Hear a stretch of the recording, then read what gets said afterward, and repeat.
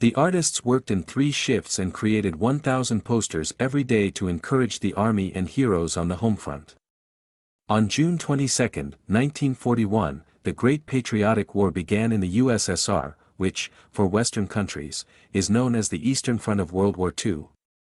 In 3 days, on June 25, an editorial team was created to release propaganda posters, which were called TASS windows.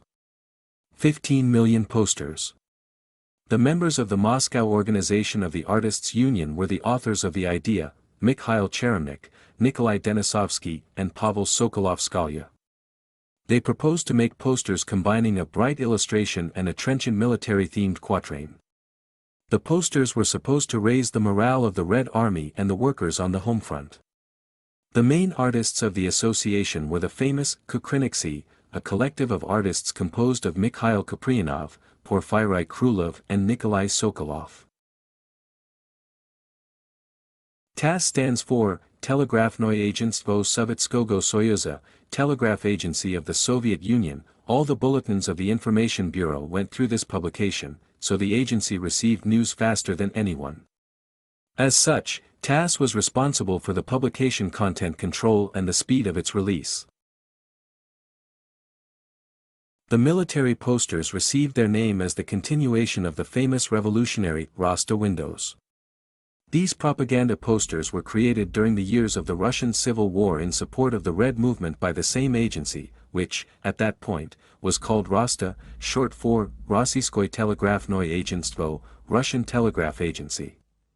They were placed on empty storefronts, for which they were known as windows. The work in the editorial team was organized harshly. No more than 24 hours passed from the production of the original to the release of the finished poster. No more than 10 colors were allowed to be used in the illustration. 560 artists worked in the collective at one point. The work was organized in 3 shifts, with up to 1,000 posters released per day. The windows were printed using stencils, a manual method of printing, when paint was applied to a cutout area of a stencil, after which the stencil was removed. Less labor and time-consuming methods could have been used, but then the posters wouldn't have been so vivid.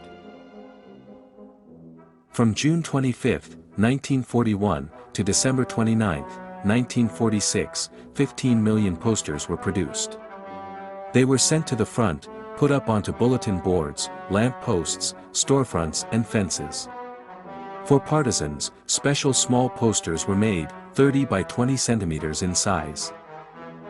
In reality, there were most likely many more posters. Editorial collectives similar to the Moscow one, but under different names, were created in different cities of the USSR, Leningrad, today, St. Petersburg, Irkutsk, Kuybyshev, today, Samara, Gorky, today, Nizhny Novgorod, Perm and others. A victory over Nazi propaganda. Joseph Goebbels, the Minister of Propaganda of Nazi Germany, was furious at the posters that ridiculed the German army. So much so that he sentenced all the workers from the Windows editorial team to death in absentia. Duplicates of the posters were sent overseas, so the mocking caricatures became famous throughout the world.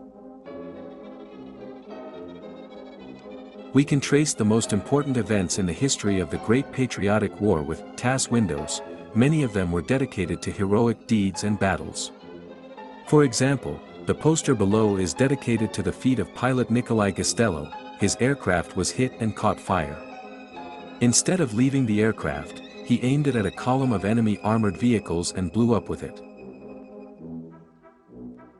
The feat of the artists. The editorial teams continued to release posters, despite harsh working conditions.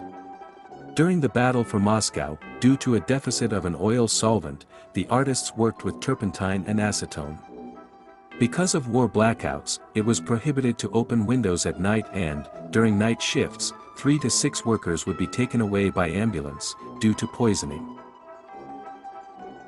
In Leningrad during the blockade in spring 1942, only one worker was left in the office, Vasily Selivanov.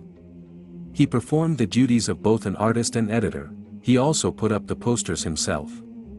Selivanov created 108 windows, each with up to 3,000 copies. Some of the workers of the Moscow office received state prizes and were awarded, for the defense of Moscow, medals.